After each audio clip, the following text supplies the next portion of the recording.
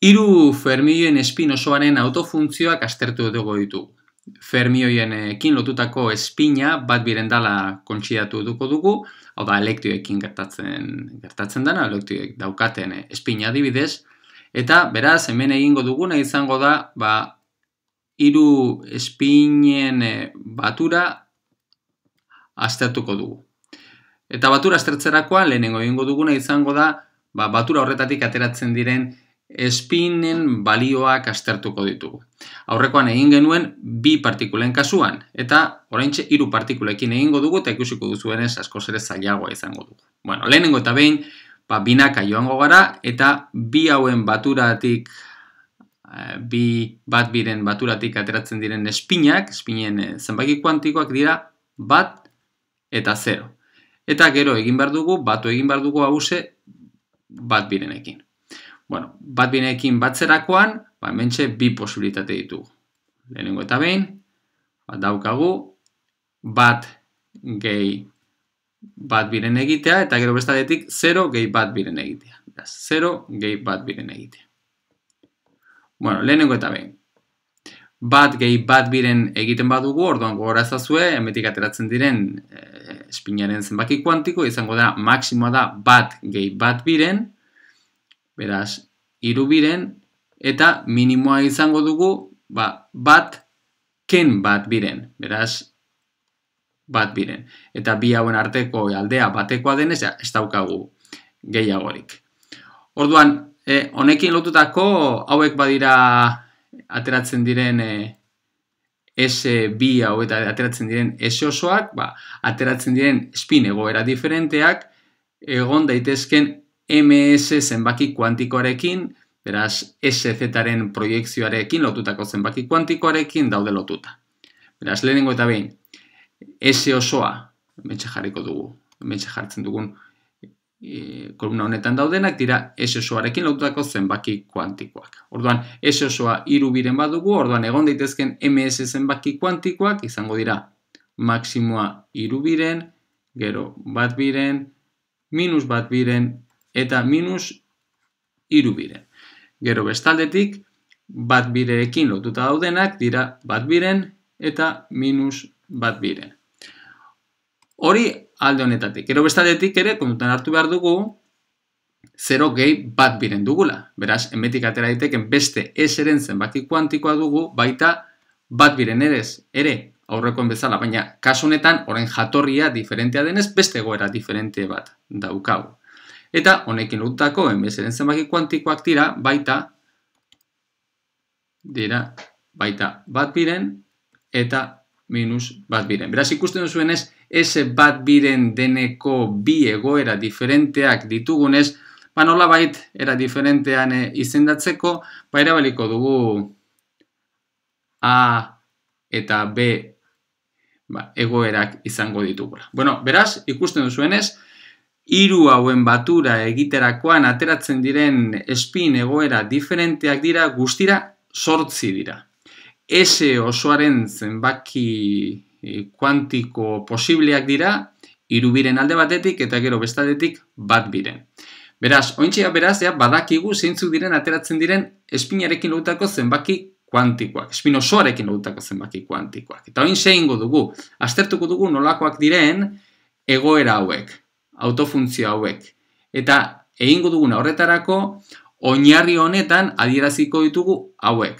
Beraz, egingo dugu, gure helburua izango da, adieraztea, hementxe daukagun, S osoa eta MS osoarekin lotutako uin funtzioak adierazi nahi dugu ze oinarritan. Hementxe daukagun, espin bakoitzen, partikula bakoitzen espinen oinarrian. Eta partikula bakoitzen espinen oinarriak dira plus minus, plus minus, plus minus. Ikusten duzuenez, hauen konbainazio diferenteak egiterakoan, hemetik ere 8 egoera diferenteak ditugu. Hementxe hauden beste. Beraz, egingo dugun izango da, hauen funtzioan adierazi nahi ditugu. Bueno, hasiko gara S maksimoa duenarekin. Honek izango dugu bere gauza ere. Orduan, hasiko gara S maksimoa duenarekin. Lehenengo eta behin, S maksimoa duena, S-a dugu hiru biren. Beraz, hasiko gara azpiespazio honetan. Eta baita bi partikulen kasuarekin egin genuen bezala, hasten ginen, ms maksimoa duenarekin. Hau da, hiru biren egoerarekin. Hau izateko ezinbestekoa da spin guztiak alineatuta egotea. Beraz, hau edagokien oinarri honetan adierazita danak hiru partikulen espina bat biren ms zenbaki kuantiko bat biren izan behar dugu. Beraz, hau da hementxe daukaguna. Beraz, hementxe egin behar dugu azpiespazio honetan aurrekoan beste bi partikulen kasuarekin egin genuen bezala gure helburua izango da, hau geistea hementxe geistea batetan ms-ren balioa eta jartzea beste hementxe ateratzen diren beste hauen funtzioan. Horretarako egin behar dugu, honen gainean aplikatu beharko dugu S- eragilea eta beste aldean aplikatu beharko dugu S1- gehi S2- gehi S3- eragilea. Hori da egin behar duguna. Kasu honetan hementxe ez dute egingo, baina egin dezakezu, nahiko erraza dugulako, bi partikulen kasuarekin egin genuen bezala, eta hoixe egiten badugu, orduan atera dezakegu, hau, honen gainean aplikatzerakoan, zuzena aterako dugu, hiru biren, bat birenen proportzionala den, uin funtzio bat. Eta era honetan gauza bera egiten badugu honetan, jarra dezakegu emetik askatu dezakegu hau, eta jarra dezakegu emetik aterako denaren funtzioan. Eta kasu honetan zein da horren balioa? Ondorengoa dugu. Basati erro-hiru, dugu plus minus, gehi plus minus plus, gehi minus plus plus. Zer esanik ez, hementxe partikula guztien espinen batura, SZ-ren proiektzioen batura, bat biren ere eman behar du, beraz horregatik guztietan agertzen dira, plus plus bi positibo eta beste bat negatiboa guztietan agertzen dira holan. Horran jarraitzen badugu, bat biren, dugu basati erro biren, hau ateratzea aurrekoarekin atera lotu egin dezakegu, ze hemen guztietan positiboa dana negatiboa egiten badugu, orduan aterako litzaiguken SZ osoa minus bat biren denekoa izango genuken, beraz, zuzenean, ez dugu egin behar. Beraz, horrek esan edu, hau ateratzeko, ez dugu aurrekotik abiatu behar, honetan S- aplikatzean, eta beste honetan S1-, S2- eta S3- aplikatzen, baizik eta zuzenean egin dezakegu, honetan abiatuta, plus dagoena zuzenean minus jarrita, atera dezakegu horren balioa. Minus, plus, minus, gehi, plus, minus, minus. Eta gero azkenekoa, gauza bera, honen parekoa hasierakoaren berdina dugu, baina plusa dana minus jarrita. Beraz, lortu dugu, badakigu S3 biren deneko azpiespazioan daukagun uin funtzioak. Ikusten duzuen ez, bi partikulen kasuan gertatzen zitzaigun bezala, hasten gara egoera simetriko batetik eta ateratzen diren beste guztiak ere simetrikoak dira. Beraz, S maksimo deneko autofuntzio guztiak dira simetrikoak edozen bi partikuleak trukatzerakoan. Oso ondo. Momentuz, nahiko antzekotasun handia daukagu bi partikulen kasuarekin. Baina, oraintxe, beste aztertuko dugu, beste azpiespazio bat. Eta zerekin hasiko gara, errazagoa dugulako, hasiko gara egoera honekin. Hasiko gara egoera honekin. Beste, hementxe S bat biren deneko bi azpiespazio daukagu. Bata B dituko duguna eta bestea A dituko duguna. Hasiko gara berekin. Zergatik, hementxe daukagu lehenengo bien hauen batura egiten dugu, eta gero, hori 0 egoera denekoa dugu, baina hori badakigu zein den 0 egoera denekoa, ez? 0 bi partikulen, bi S bat bireneko batura egiterakoan 0 denekoa, badakigu dala, egoera antisimetrikoa, ez? Plus, minus, plus, egoera antisimetrikoa. Eta hauxe egin behar dugu, oraintxe, batu egin behar dugu, S bat biren honekin. Beraz, hemen S bat biren honek, daukagu, daukanez, bi SZ proiektzioa, hortik aterako zaizkigu, honekin lotutako bi posibilitate hauek. Beraz, ointxe egin behar duguna, hauze gehi, hirugarrenak daukan espinaren bi posibilitate horiek, bi aukera horiek emango dituenak. Bueno, guaz gauza bera egiten, baina pixka bat orden bat jarraituz, egingo dugu hementxe. Bueno, orduan, hurrengoa dugu beraz, S bat biren deneko azpiespazioan gaude, eta da B deitu duguna. Orduan, hasten gara. S bat biren denekoa, utzi da zuen hementxe B jartzen, batez ere hori gauza bera esateko, ez? Hau B egoera denekoa dugula.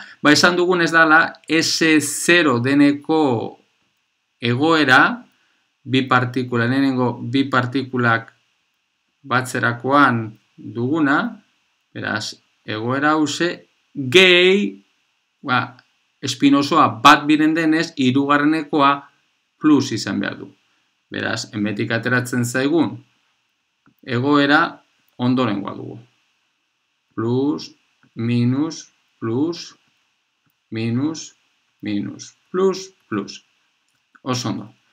Eta, gero geratzen zaiguna, bestea, da minus bat biren, du B deituko duguna, da gauza bera, baina hementxe hirugarren espina plus izan ordez, minus izango dugu. Beraz, basati errobi, plus, minus, zuzenean jarriko dugu, minus, minus, plus, minus. Bueno, hau da, daukaguna. Bueno, ikusten zuenez, egoera hau, beste azpiespazio hauek, ezin dira simetrikoak izan, ze simetrikoak direneak hauetxek dira. Orduan hauekin ortonormalak izateko, orduan ezinezkoa da hauek ere azpiespazio honetan dauden egoera horiek simetrikoak izatea. Baina bestaldetik ere, erabat antisimetrikoak ere ezin dira izan. Ze hementxe manejatzen ari garen egoerak, espin egoerak, bi bakarrik direnez, hau da plus edo minus bakarrik direnez, eta hiru partikula ditugunez, orduan, erabat antisimetrikoa diren uin funtzioak ezin ditugu osotu. Pauliren esklusio printzipioaren arabera, ze erabat antisimetrizatzerakoan, orduan, behintzat bi partikulen espin egoera, berdina izango denez, bakarrik plus eta minus ditugunez, orduan, nulua izango litzatekelako. Orduan, erabat antisimetrikoak diren egoerak ezin ditugu osatu. Kasu honetan, bai dira antisimetrikoak, lehenengo bi partikulak trukatzerakoan, baina ez hirugarren partikula trukatzerakoan. Hori da daukagun ezberdintasuna hiru partikula horiek manejatzerakoan. Bi partikula manejatzerakoan, ese maksimoa direneko egoerak simetrikoak ziren, hementxe gertatzen zaigun bezala, baina hurrengoa antisimetrikoa genuen. Hemen horrelakorik ez dugu. Aipatu dugun Pauliren printzipioaren arabera, Pauliren esklusio printzipioaren arabera horrelakorik ezin dugulako izan. Bueno, beraz, badaukagu ese bat bineko B egoerak direnak. Baina badaukagu, oraindik falta zaigu, besteak, falta zaigu oraindik, S bat biren denekoa, beste azpiespazio hori, eta arekin deituko dugunak. Orduan, nolakoak dira horiek? Bueno, horiek nolakoak diren ateratzeko zera egingo dugu. Arekin lotutako, badakigu SZ osoa izan behar dala bat biren, beraz, hauen kombinazio diferenteak ateratzerakoan, SZ osoa bat biren deneko egoera bakarrik kontutan hartu behar ditugu. Beraz, esate baterako, izan dezakegu, egoera hause bai sartu daiteke olako uin funtzio bat adierazterakoan. Eta beste egoera hau ere, atera daiteke. Eta beste egoera hau egon daiteke ere. Baina ez gehiago. Orduan, egoera hauen kombinazio lineala bakarrik izan daiteke hementxe daukaguna. Baina gero bestaretik, badakigu, hau izan behar da ortogonala honekin SZ bat biren duenarekin. Hemen ere egoera horiek sartzen dira. Egoera horietako batzuk bakarrik sartzen dira. Bueno, kasuetan batzuk bakarrik sartzen dira, baina horren ortogonala izan behar da. Eta ez bakarrik hori, baita izan behar da hementxe goian atera dugun, baita beste honekin ere ortogonala izan behar da. Ikusten duzuenez beste egoera hauek sartzen direlako. Beraz, ortogonaltasun hori aztertuz, beraz, biderkadura eskalarrak bai honekin eta honekin biderkadura eskalarrak 0 direla aztertzerakoan eta normalizazio baldintza jarriz, hementxe agertzen diren, bi konstante hauen balioa atera dezakegu eta hori dugu ondorengoa. Zati errosei, bi, plus, minus, minus, plus, minus, plus, minus, minus, plus, plus. Oso, beraz ja, honekin, ja daukagu, eta gero, geratzen zaiguna, beraz ja, hause badaukagu, eta ja, gauza bera egin dezakegu bestearekin. Plus, minus bat biren ateratzearekin, gauza bera egin dezakegu. Eta hemen ere aterako genukena ondorengoa dugu. Minus, minus, plus, minus, minus, plus, minus, eta minus, minus, aterako genuke. Beraz ja, honekin atera dugu zintzu diren uin funtzio guztien adirazpena. Zer gertatzen da? Arazoa hori zen. Hauek ez direlako adibidez erabat antisimetrikoa. Hau adibidez lehenengo bi partikula trukatzerakoan badugu simetrikoa. Hau lehenengo bi partikula trukatzerakoan simetrikoak ditugu. Ikusten duzuenez. Eta hauek lehenengo bi partikulen espina trukatzerakoan antisimetrikoak ditugu. Beraz, hori da dagoen ezberdintasuna. Orduan, ze egin dezakegu honekin? Nola eraiki dezakegu uin funtzioa erabat antisimetrikoa dana? Horretarako ezinbestekoa da zati espaziala kontutan hartzea.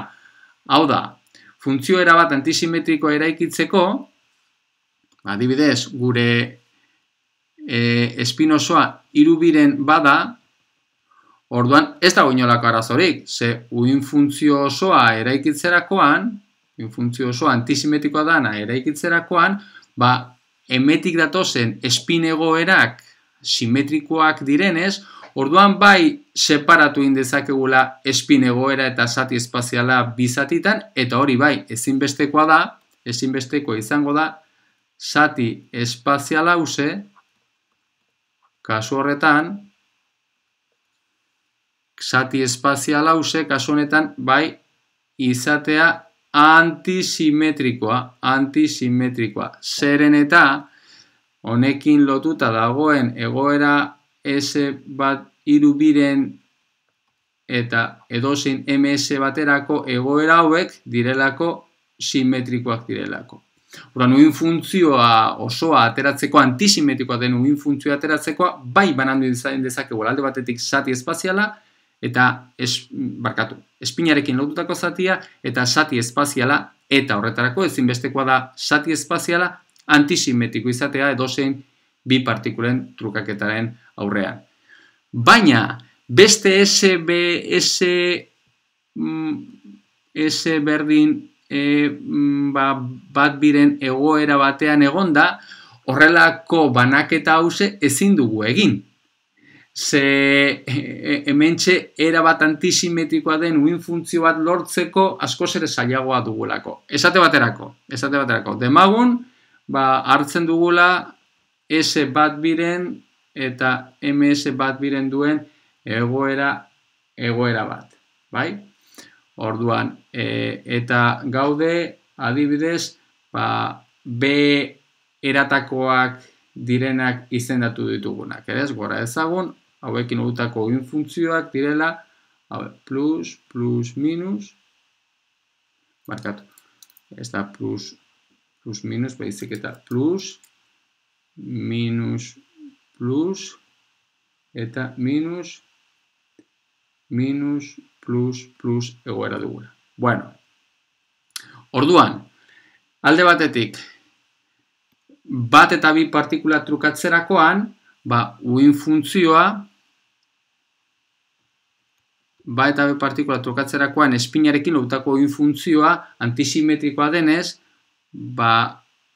hau dela eta orduan biderkatzen badugu zati espazial batekin, non bat eta bi partikulak trukatzerakoan simetrikoa dana, beraz, bat eta bi partikulak trukatzerakoan simetrikoa den uhin funtzio batekin biderkatzen badugu, egoera honi deituko diogu S1, S2, S3, bale?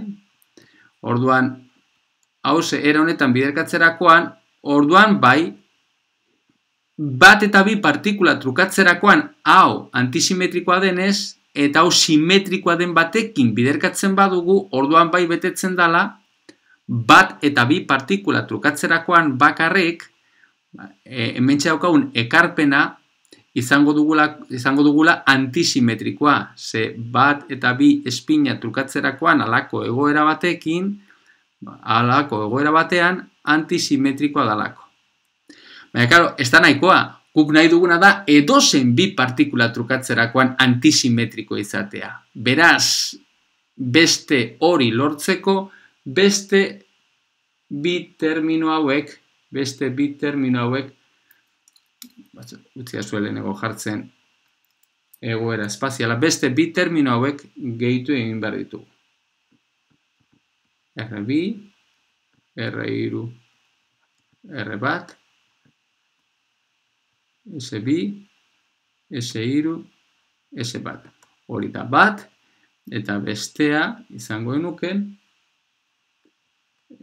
R3,